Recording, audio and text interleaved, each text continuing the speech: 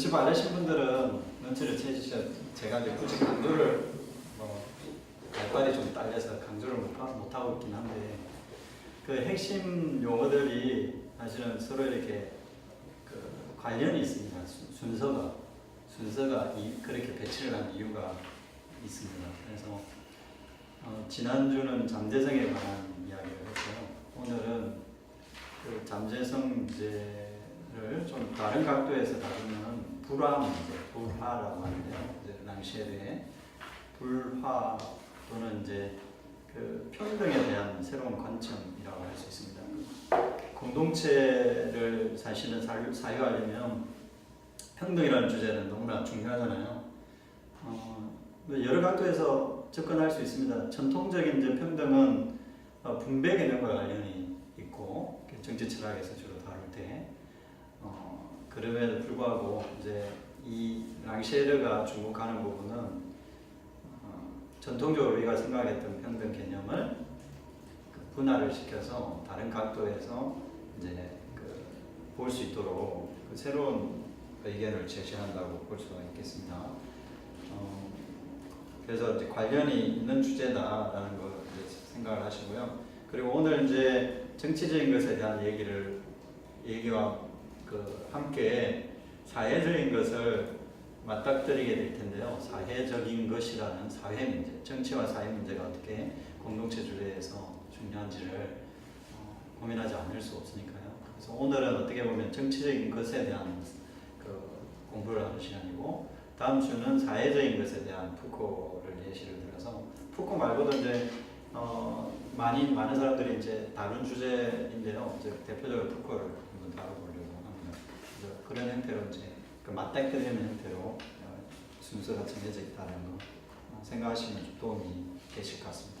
제가 미처 이게 전체적인 계획을 탄탄하게 처음부터 하고 시작한 게 아니어서, 또 저도 이제 강의안을 작성할 때 좀 급하게 작성을 하고 있는 상황에서 이제 그런 연관성을 충분히 이루는데 전달 못하는 거 죄송하게 생각합니다.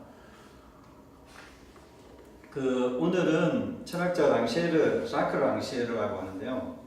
이분은 미학 정치 학자로 잘 알려져 있습니다. 여러분이 잘 아는, 많이 들어본 책은 이걸 겁니다. 감성의 분할이라는 책인데 인터뷰한 내용입니다. 이걸 제가 앞에는 간단한 아티클이 들어가 있고 뒷부분은 이제 인터뷰가 같이 이제 수록이 되어 있는 두 개가 묶어져 있는데요. 감성의 분할이라는 책이고요.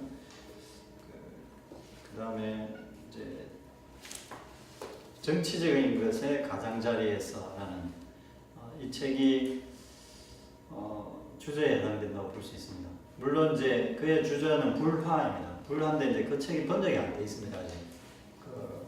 신태원 선생님들하고 불어를 잘 번역하시는 고대 선생님 한 분이, 교수님 한 분이 번역을 오래전에 한다고 해놓고 2013년에 되는 줄 알았더니 아직까지 지금 완성이 안 된 것 같습니다. 무슨 문제인지 잘 모르겠는데 그때 거의 다 번역이 된 걸로 들었는데, 그래서 이제 랑쉐르의 불화라는 그 책이 이 사람의 이제 핵심적인 책이고, 그의 핵심적인 산상이 다 들어가 있는 책이라고 볼 수 있습니다. 그리고 문학의 정치라는 이 책도 읽어봐야 하는 책이고요. 그리고 이제 민주주의는 죽었는가라는 책을 제가 당시 이야기할 때도 이 책을 제가 소개를 했던 것 같은데요. 여러 분들이 이제 같이 이렇게 기고를 한 민주주의에 대한 내용이 들어 있습니다. 그래서 민주주의는 우리가 이제 이 공동체 논의에서 결국은 이제 민주주의 논의와 크게 다르지 않다, 또는 공산주의 이유, 공산주의라고 해도 되고요. 공산주의, 정확하게 얘기는 공산주의 이후 또는 민주주의 자체에 대한 새로운 사유, 이렇게 생각하시면 되겠습니다. 그래서 단순히 기독교 공동체 같은 그런 것을 의미한다기보다는 정치적이고 사회적인 그런 맥락에서 공동체론을 제가 다루고 있다고 생각하시면 되겠습니다. 네, 오늘 주제로 한번 넘어가 보겠습니다. 오늘은 평등한 자들의 공동체와 불화라는 주제로 이야기하겠습니다. 평등은 이야기를 그냥 바로 들어가 볼게요. 평등의 2번으로 한번 다루도록 하겠습니다. 평등의 주제는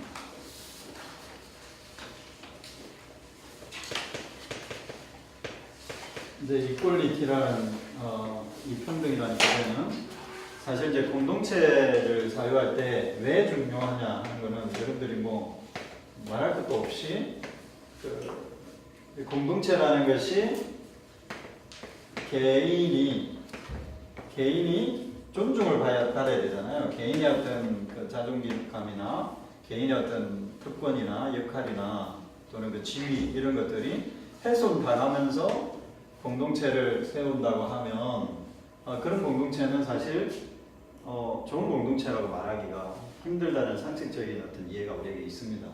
이제 그럴 때 이제 이 개인에 대한 존중 이것은 공동체 맥락과 같이 합쳐질 때, 그러니까 개인이 그냥 개별적으로 혼자 있을 때 말고 이 개인이 집단화되지 않으면서 일종의 공동체 구성원으로 자기를 인식하게 될 때 이제 중요한 그 개념이 이제 평등이라는 개념이죠.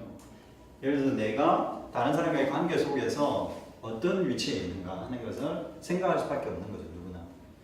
예를 들면 내가 저 사람의 지배를 받는 건가, 아니면 저 사람과 동등한 수준에서 형제를 나누고 있는 건가 하는 그런 관심을 우리가 가질 수밖에 없잖아요. 그래서 이제 그 공동체 논의에서 평등은 아주 중요하다고 볼 수 있습니다. 이건 이제 좀 약간 다른 맥락이긴 한데 공동체에서 이제 나중에 이제 랑시에르가 결정적으로 이제 하나 이제 좀 급진적인 제안을 하나를 하는데요. 지적 평등에 대한 이야기를 합니다. 이거는 여러분들이 제가 책을 가져왔는데 잠깐만요. 무제한 스승이라는 책 읽어보신 분 있으세요?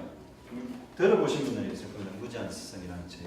이게 이제 그 지적 평등에 대한 지적 평등 내지 지적 해방에 대한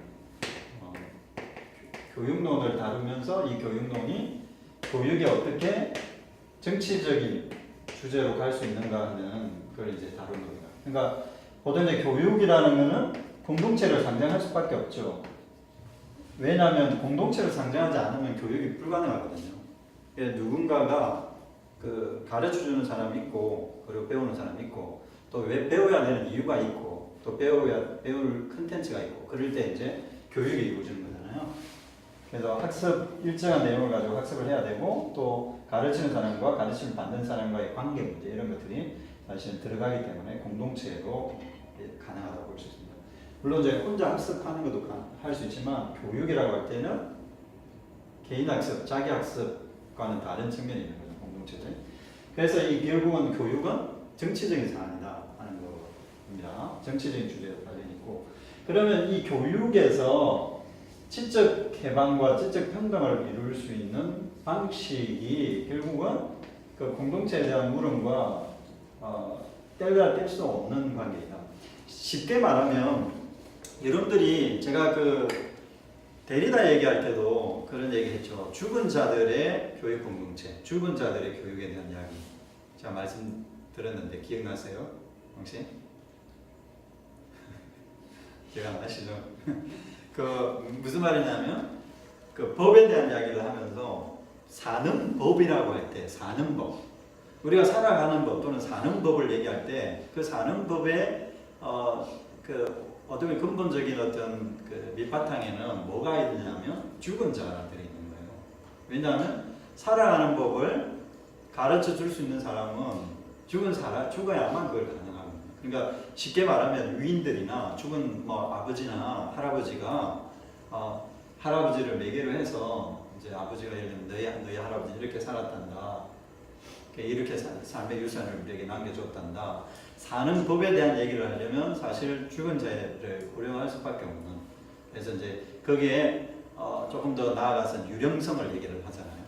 그게 이제 조금 더 나가면 데리다는 이제 낭시의 죽음 개념과는 좀 다르다고 했습니다. 그러니까 실존적인 배경으로 있는 어떤 그런 그 죽음, 맞닥뜨리는 불랑쇼나 이런 죽음과는 다르게 그 유령성이라고 하면서 이미 우리에게 이질적인 것이 들어와 있는 그 유령의 흔적, 유령 흔적 또는 뭐 얼룩 이런 것을 이제 얘기한다고 그랬죠.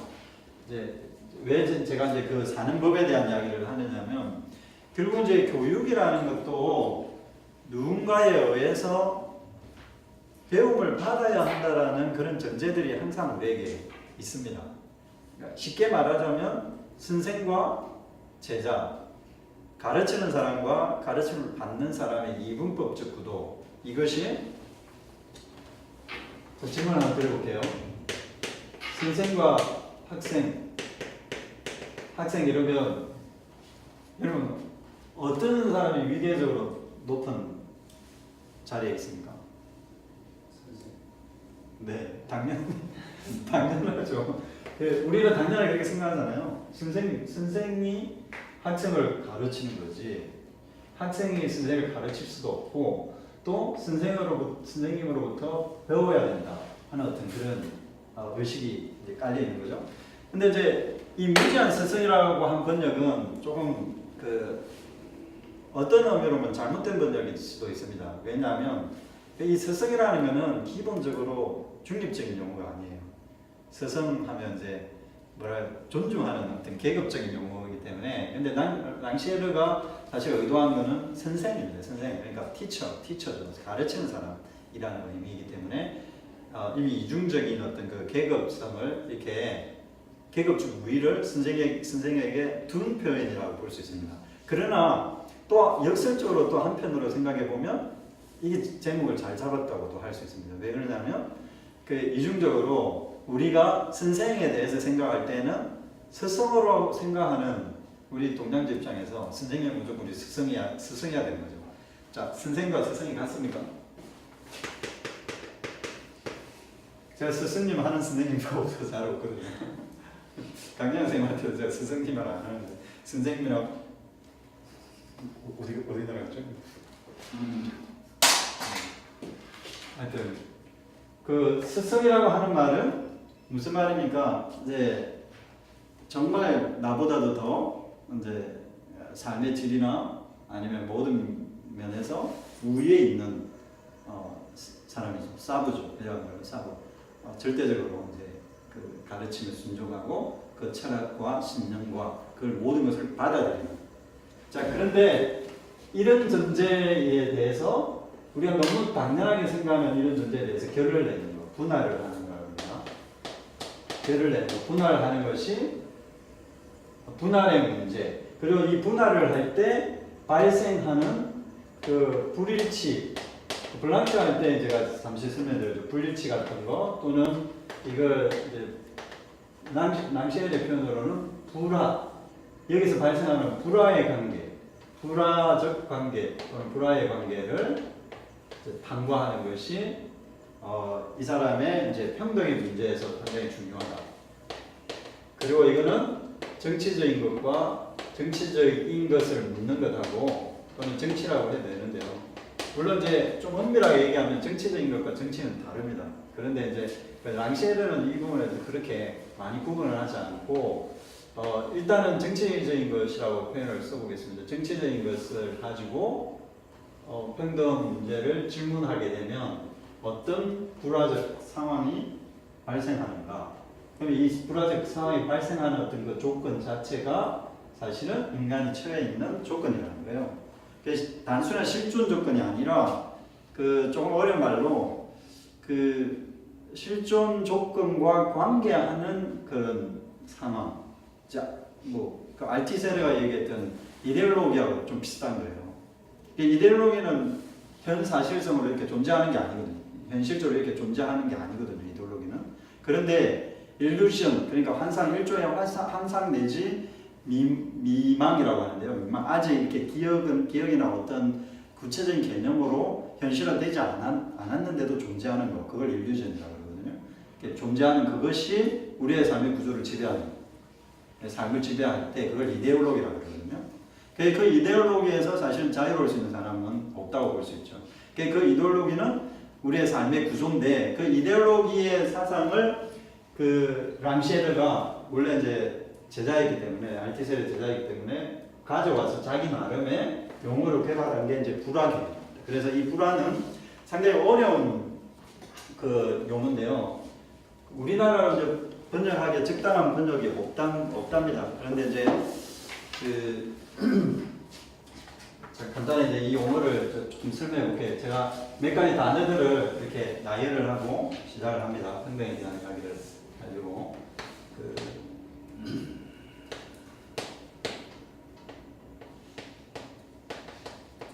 메상땅트라고 하는데요. 메상땅트라고 하는데 이 메라는 말은 s를 붙이고 메로 이렇게 붙이면 부정입니다. 그죠? 그거에서는 아니다라는 말이고 앙땅트라고 하면 이게 앙땅트라고 하면 듣기 또는 알기 또는 이해하기 뭐 이런 식으로 알 수 그 번역되는 용어입니다. 그러면 메상땅트 이러면 듣지 못하는 것, 이해하지 못하는 것 이렇게 말을 할 수 있습니다. 그런데 이게 이제 일차적인 의미고 두 번째는 갈등이라는 의미가 있습니다. 그러니까 부딪힌다는 거죠, 서로가. 그래서 예를 들어서 듣지 못한다고 하면 뭘 듣지 못하는 걸까? 이제 조금 설명을 드려볼게요.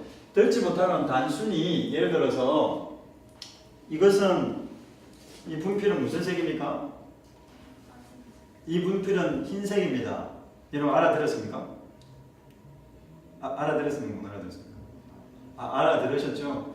흰색이고 그리고 분필을 싸고 있는 이 분필 잡이는 무슨 색입니까? 검정색입니다. 그러면 흰색과 검정색입니다. 제가 이렇게 이거는 흰색이고 이것은 검정색입니다. 이렇게 말을 했습니다. 말을 하면 여러분들이 제가 말하기 전에는 적극적으로 이게 무엇인지를 생각 안 하려고 했을 겁니다. 그런데 제가 말하는 순간 여러분들은 적극적으로 여기에 시선을 주고 이것에 대해서 생각을 하기 시작하는 거예요. 그래서 말하기는 정치적인 것에 상당히 중요한 요소입니다. 이게 말을 할 수 있느냐 없느냐 하는 것은 일단 그 생각해 주시고요. 그러면 흰색이다 할 때 여러분 알아들었죠? 그죠? 알아들었는데 예를 들어 제가 이렇게 말을 해볼게요.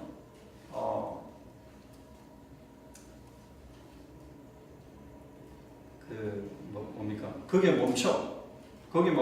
그렇게 제가 말을 했습니다. 거기서 멈춰. 그럼 여러분 어떻게 하겠습니까? 멈추겠습니까? 가겠습니까? 둘 다 가능하겠지만 예를 들어서 멈추는 사람이 있을 때는 왜 멈추겠습니까? 제 말에 거기 멈춰! 제가 그렇게 얘기했어요. 그냥 절대 다수 사람들이 그냥 길거리에서 거기 멈춰! 제가 그렇게 얘기했어요. 멈추는 사람이 있었어요. 왜 멈췄을까요? 제 말을 알아들었기 때문이죠. 그죠? 제 말을 알아들었기 때문이에요. 근데 제가 무슨 말을 했는지 객관적으로 모릅니까? 아니잖아요. 제가 거기 멈춰라는 말을 모르는 사람은 아무도 없습니다. 그 말이 무엇을 의미하는지.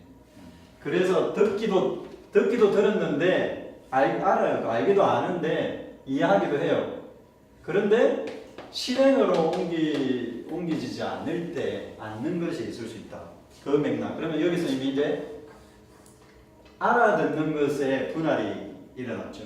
그러니까 듣긴 들었는데 알아들을 수 있는 자, 알아듣지 못하는 자의 분할이 이미 만들어졌죠. 왜 만들어졌죠? 만들어진 이유가 뭐죠? 그거는 그 실존 조건과의 관계 때문에 그렇습니다. 그러니까 너 거기 멈춰라는 그 말을 알아들을 수 있는 실존 조건과의 관계가 있는 사람은 알아듣고 없는 사람은 못 알아들어요. 무슨 말인지 알겠죠? 이거 이제 이런 것들을 예를 들어서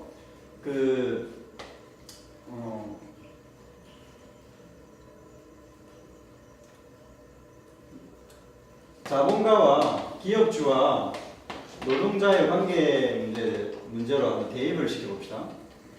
야, 너 왜 일을 안 해? 이렇게 제가 말했습니다. 자본가가 기업가가. 자, 그러면 그걸 어떻게 알아듣겠습니까? 왜 너 일 안 해? 어떻게 알아듣겠어요? 다양한 결이 형성될 수 있습니다. 예를 들어서 정확한 랑시에르처럼 정확하게 이렇게 구분하기 좀 쉽지는 않지만 복잡한 체계가 있어서 근데 이제 일단은 너 왜 일 안 해? 하면 사실에 대한 설명을 하는 것일 수도 있고, 너 열심히 일을 하고 있지 않는 거야. 노동자가 이렇게 알아들을 수 있고, 아, 내가 열심히 하지 않고 있구나. 제 사람이 얘기하는 걸 들어보니까.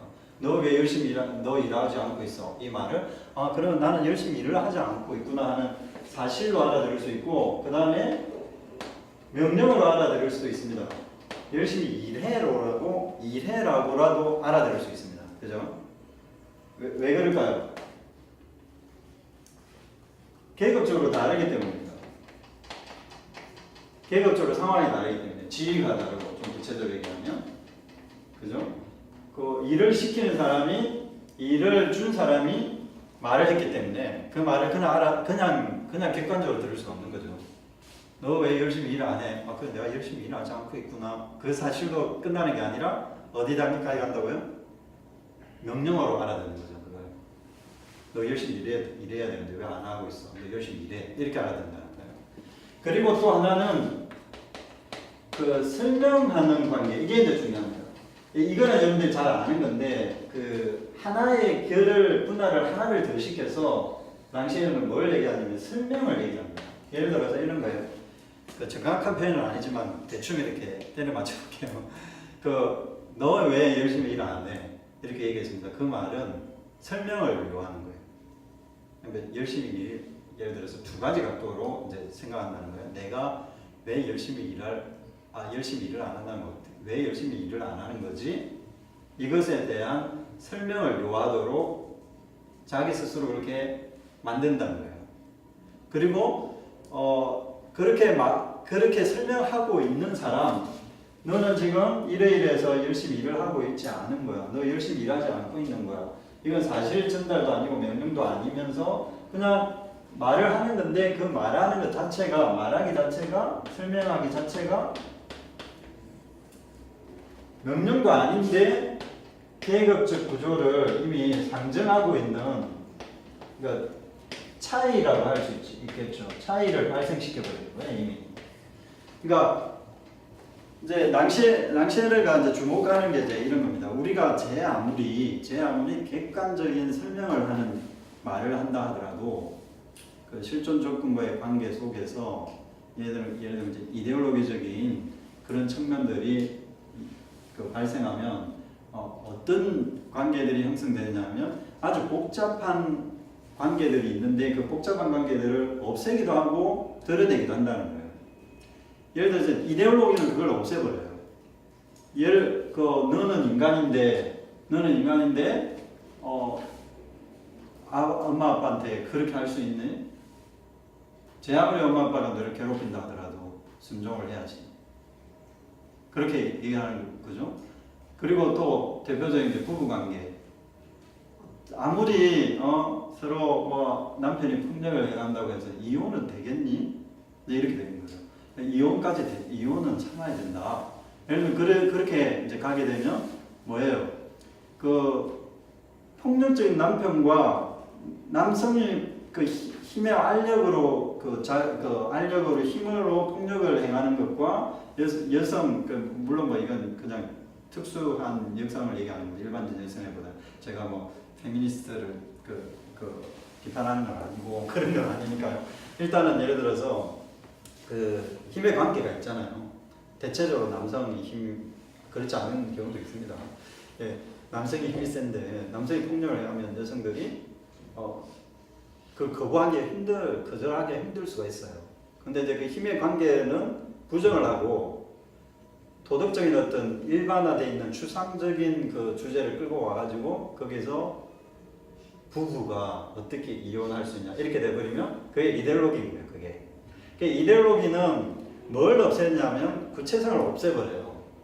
구체성을 없애버리고 일반화시켜버리는 거예요. 그래서 추상화시켜버려서 그 차이를 계급적 차이, 특히 계급적 차이를 없앤다라는 게 알티세르의 그 주장이었거든요. 이 계급적 차이를 회복하고 복귀시키는 거야말로 해결시키는 거야말로 이제 이데올로기 비판자가 되는 거예요.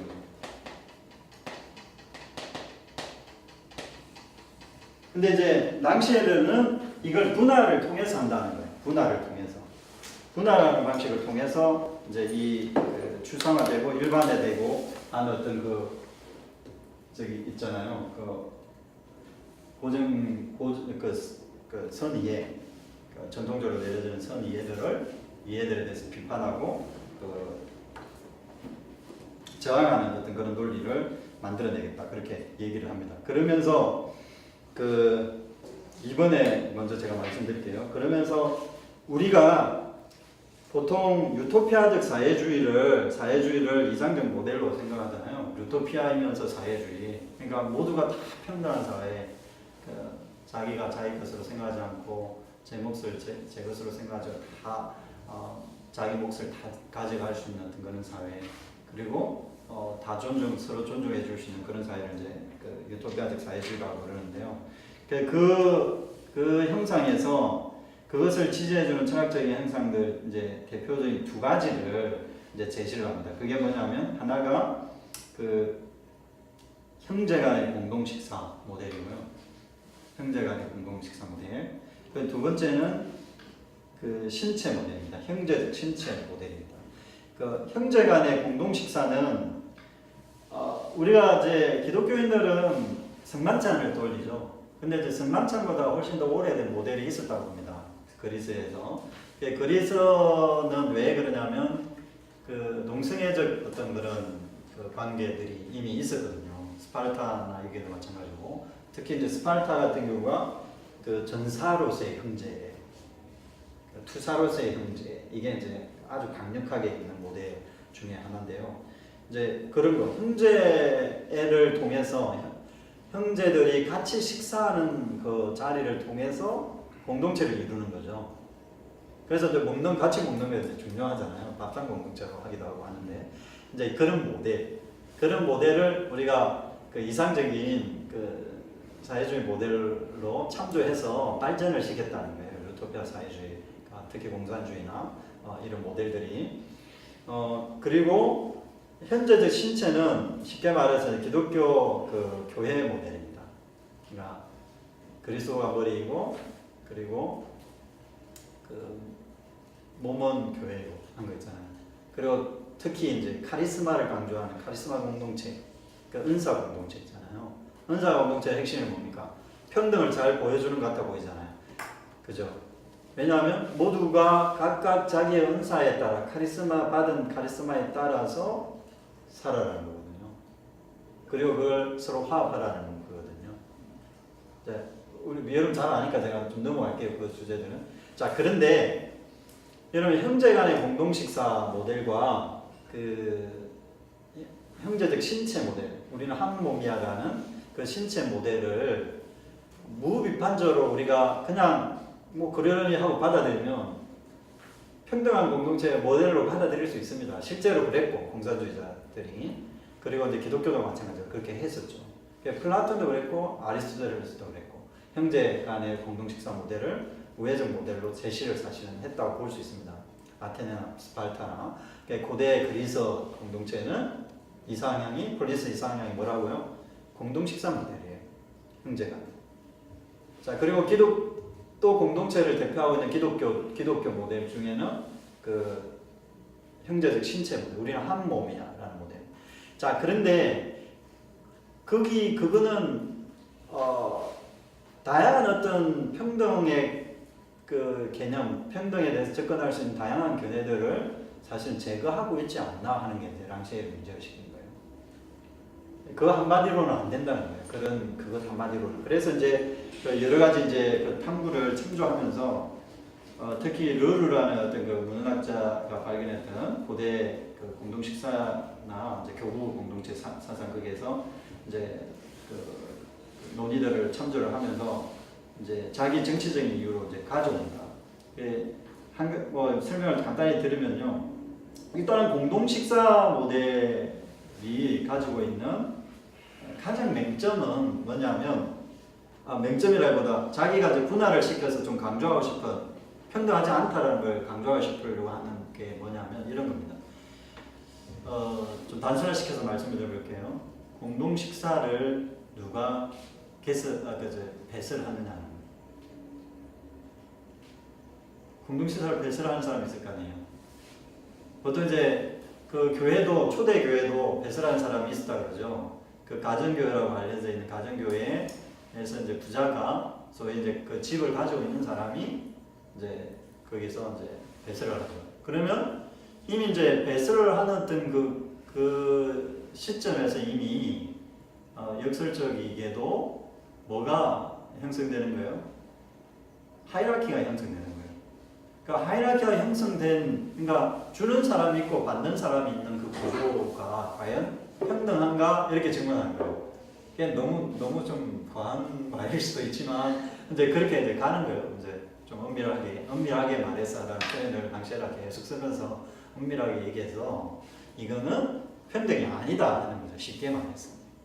이제 그 결을 이제 살펴야 된다는 거죠. 분할을 시켜서 나눠서 왜 분배라는 그 구조라는 것이 분배의 구조라는 것이 누군가가 분배한 것이라면 평등한 것이 아니다라고 말을 할 수 있어야 되지 않는가?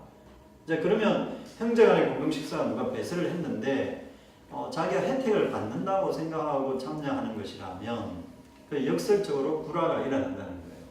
어떤 충돌이 일어난다는 거예요.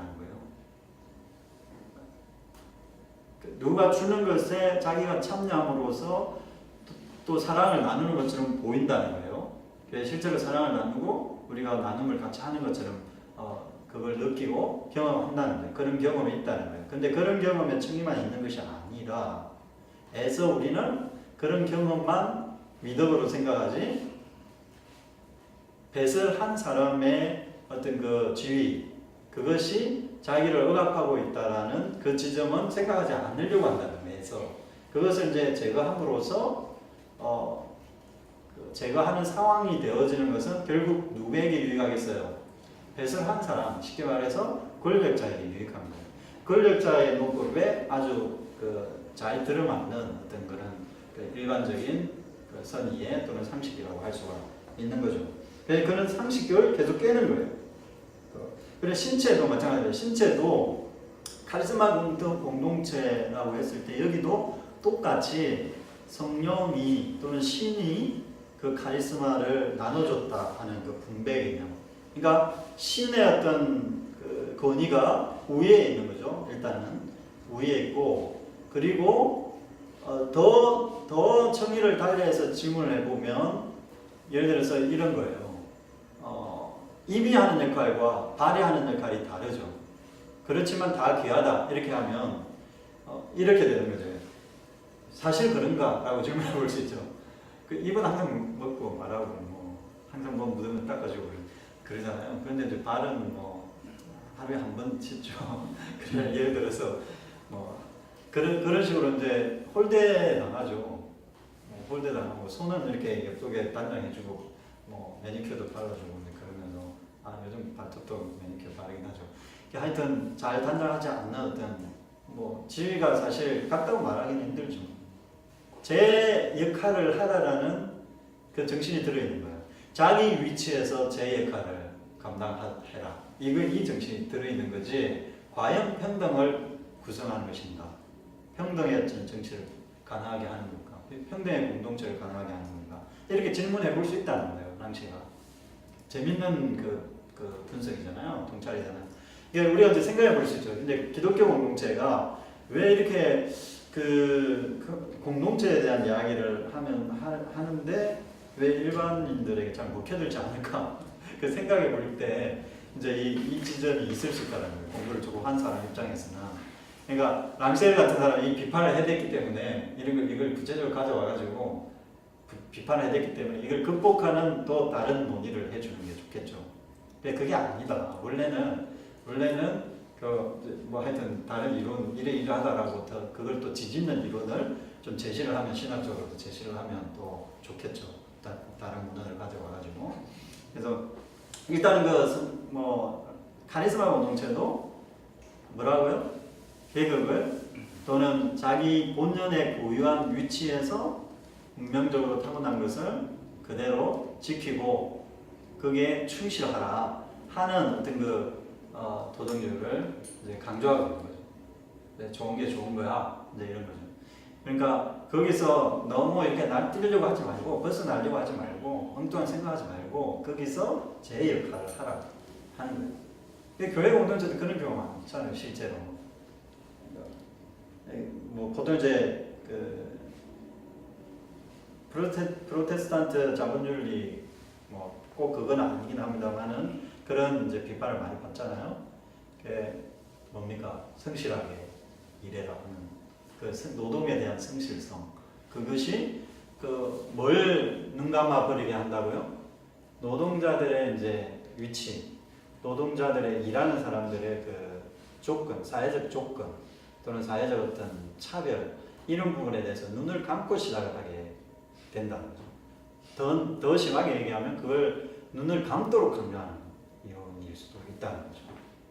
제 위치에서 성실하게 삶을 사는 그것이 하나님께 영광을 돌린다 이런 논리가. 그래서 이 카리스마 공동체조차도 분배자의 형상이 이미 전제가 되어 있고 그것을 고착화시키는 그 논법이기 때문에 사실은 차별적인 논법이기 때문에 평등의 공동체를 만들기 힘들다는 이야기가 될 수 있습니다. 그리고 이제 삼일체 예를 하나 드는데요. 4쪽으로 넘어갔습니다. 삼일체도 이것도 좀 분석하는 게 좀 재밌는데 제가 간단하게 좀 가져왔습니다. 여러분 한 번 정도 들어보셨을 겁니다. 삼일체는 성부와 성자와 성령이 동일 본질이다 하는 이야기 들어보셨죠. 호모우시아라고 하는데요. 호모우시아라고 하는데 이 동일 본질인데 그러나 동일 본질이라고 해서 똑같으냐? 아니다라는 거예요. 쉽게 말하면 동일 본질이라는 건 같다는 말이거든요. 모든 게 같다라는 본질적으로 같다는 말이거든요. 호모우시아라는 게 본질이 같다라는 말이거든요. 그러면 그 본질이 뭐냐라는 질문을 복잡하게 해야 되지만 이런 건 몰라거든요. 일단은 본질이 똑같은 거야. 엄마 아빠는 똑같아. 예를 들어서 그렇게 말을 했습니다. 그런데 엄마 아빠는 달라 이렇게 얘기하는 게 호모이우시아입니다. 유사 본질이라고 그러는데 성부와 성자는 같기도 하고 다르기도 해요. 어떻게 다릅니까? 성부는 성자는 성부에게서 나옵니다. 서방 계열에서는 이제 성령은 성부와 성자로부터 나오고 동방 계열에서는 성부와 성자로부터 성령이 나오고 그렇게 이제 좀 차이가 있습니다. 그러나 동일한 건 뭐예요? 성령은 피조물과 훨씬 더 가까이 있는 존재예요. 가까이 있는 존재. 나중에 말씀드리겠지만 그 피조물과의 관계가 사실은 카리스마거든요. 그 신체를 얘기할 때 동일 신체를 얘기할 때 예수 그리스도의 머리는 따로 이렇게 사실 외부에 있으면서 안으로 있는 지난번에 아담벨 얘기할 때 주권 얘기할 때 제가 설명드렸죠. 외부에 있으면서 안으로도 있는 그런 존재라고 얘기했죠. 근데 성령은 어떻게 있다고요? 우리의 신체에 있어요. 그게 성서의 증언이잖아요. 우리 신체의 그 우주 전체, 피조물 세계 전체에 편만해 있죠. 그게 이제 성령이 하는 특징인데 그렇기 때문에 그 역할들이 좀 달라요. 그래서 성부와 성자, 성령의 역할이 다르고 본질은 같은데 역할이 다르기 때문에 그 유사 본질이라고도 말을 할 수 있는 거예요. 유사 형상이라고 할 수도 있고 유사한 거예요, 그냥. 그게 유사성이라고 그러는데 이 유사성에 대한 이야기를 이제 그 주목을 랑시에르가 하면서 봐라 사도 바울의 이제 그 공동체는 사실은 주인과 노예 공동체 모델이라고 할 수 있다 이렇게 얘기합니다. 그게 이제 이유가 자세히 이제 설명을 따라가 보면 이런 겁니다. 성자는 성부의 의지에 따라서 의향에 따라서 자신의 목숨을 내어줬다는 거예요. 자 그러면 같은 게 아니잖아요. 같은 게 아닌데 왜 자꾸 같다가 하느냐는 거예요. 같은 척 한다는 게 유사성이거든요. 그 유사하다고 생각을 계속 집어넣는 거죠.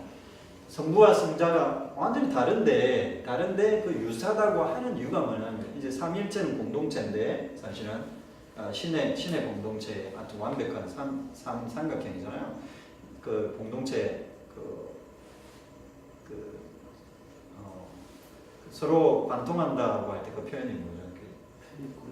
페리코레시스. 페리코레시스 서로 참여하는 사모적 참여라고 하는데 페리코레시스라는 어떤 그런 방식에 서로 참여하는 공동체 모델이 이제 이 설명을 대체를 할 수 있는 설명이긴 합니다. 자, 그런데 그럼에도 불구하고 랑시에르가 하는 말을 한번 들어보시면 뭐 일리가 있죠. 동일 품질이라고 하는데 유사하다고 하고 차이가 있다는 거예요. 그러면 차이가 있는데 왜 똑같다고 하느냐 하는 거기에는 이제 트릭이 들어있다는 거예요. 쉽게 말해서 그게 평등한 공동체가 아니다라는 게 증명된다는 거예요. 성자는 성부에게 순종하고 성령은 성부와 성자에게 순종하고 순종하는 노예적 그게 들어가 있다는 거죠. 그러니까 주인과 노예 관계가 형성되어 있다 이미 거기에는.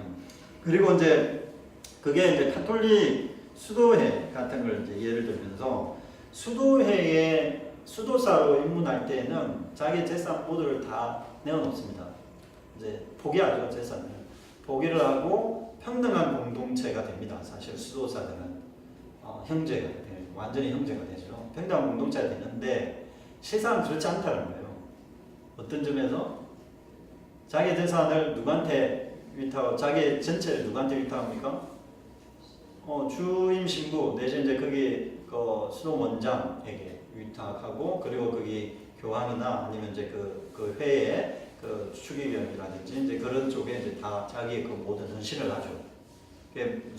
절대 순종하겠습니다. 하죠. 절대 순종합니다.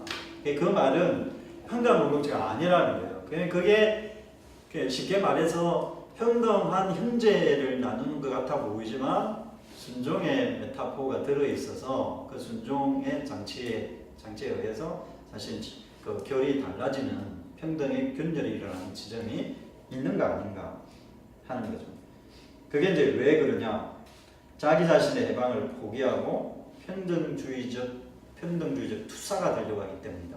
그러니까 자기 해방을 포기했기 때문이다. 이런 말을 씁니다.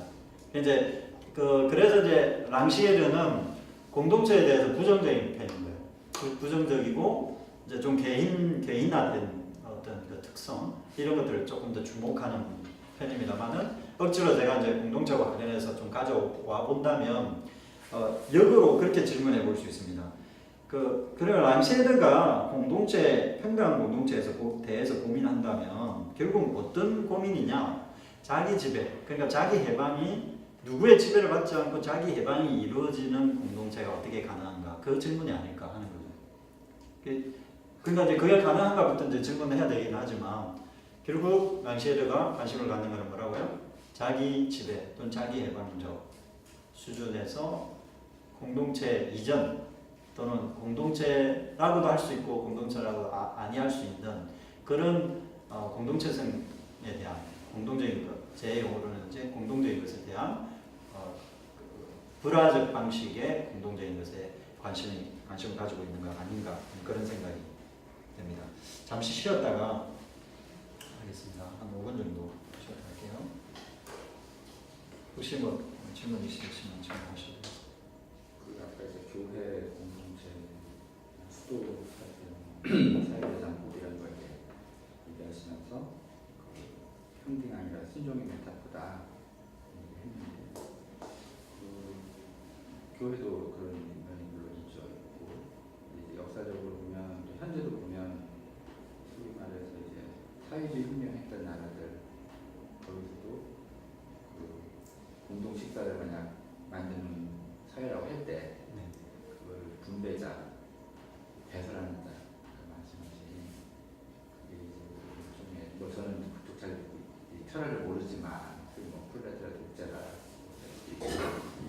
실제로 권력자들 있잖아요. 공산당들 그런 데서도 똑같이 비판받으시는 요소가 있는 건지 랑시에르 관점에서 그런 게 조금 궁금하고 지금 현재 우리가 뭐 진영을 다 떠나서 좌든 진보를 다 떠나서 랑시에르 논법에 따르면 모두가 다 불평등한 구조에 있는 거 아닌지 네. 이런 느낌이 네, 맞아요. 이제 나중에 이제 그 얘기를 하긴 할 건데요. 먼저 간단히 말씀을 드려보면 그 프롤레타리아 노동자인 그 프롤레타리아 계급의 어떤 그 정형화되어 있는 그 하나라는 공동체 이제 그에 대해서 당시에는 좀 비판적이고, 그러니까 이제 알티세르 제자인 한데 알티세르의 그 막시즘을 조금 비판하는 입장이고요. 그 정도 나중에 조금 더 말씀드릴게요. 그리고 또 그렇다면 이제 랑시에르는 뭘 그러면 추구하는가라는 질문일 수가 있겠는데, 그랬을 때 그 불화적 구조 자체를 인정을 해야 된다. 이제 그쪽으로 이제 사실 결론이 날 수 있습니다. 네. 그러니까 우리는 이제 애써서 불화적 구조 그 자체를 없는 것으로 계속 상상을 하는데 그게 아니다라는 거예요. 그게 이제 그 랑시엘의 이제 초점 거기에 있어요. 그래서 공동체가 하나가 돼야 된다, 또는 뭐 쉽게 말해서 하나가 돼야 된다, 공동체를 이루어야 된다, 또는 그 공동체의 미션을 하나가 돼서 수행하자. 그게 아무리 좋은 어떤 그런 구호를 가지고 있다 하더라도, 거기에는 이데올로기가 들어가 있고 일치하지 않는 불화적 그 상황들이 발생하는데, 그것들을 갈등의 상태로 만들어야 된다. 혼란한 상태로 만들어놔야 된다는 거예요. 그래서 그게 완전히 반대인 거죠. 그러니까 공동체는 사실 혼란한 게 있으면 안 되는 건데, 그래서 이제 지난주에 아간벤의 어떤 소시민적인 어떤 그런 주자도 조금 통하긴 하지만, 랑시에르는 이제 생명 정치에 대해서 비판적이기 때문에 죽음을 근거로 해서 죽음이 이제 배경이 되어서 죽음이 유한하니까, 한계가 있으니까 모든 인간은 사실은 죽음 앞에서는 사실 하나가 될 수 있지 않겠나, 이런 어떤 그런 생명 정치 구조 그 접근에 대해서 좀 비판적이에요. 그래서 사회, 나중에 말할 그 공동체적인 것과 사회적인 것이 다르고, 또 정치적인 것과 사회적인 게 다르고, 공동체와 사회도 이제 균열이 일어나고, 그리고 이제 정치적인 것과 사회적인 것도 균열이 일어나고, 그래서 그런 용어들을 이제 만들어 놓음으로써 사실 결국은 이 사람이 하려고 하는 거는 자기 지배가 가능한 이제 인민, 데모스의 힘, 이걸 이제 권장하는 거고, 결국 이제 민주주의라는 거는 그 데모스의 영역을 그 하나로 해결시키지 않는 데모스의 혼란한 힘, 이제 그것을 이제 얘기한다고 볼 수 있습니다. 부가적인 교사라고요. 하나, 3일 마치도록 하겠습니다.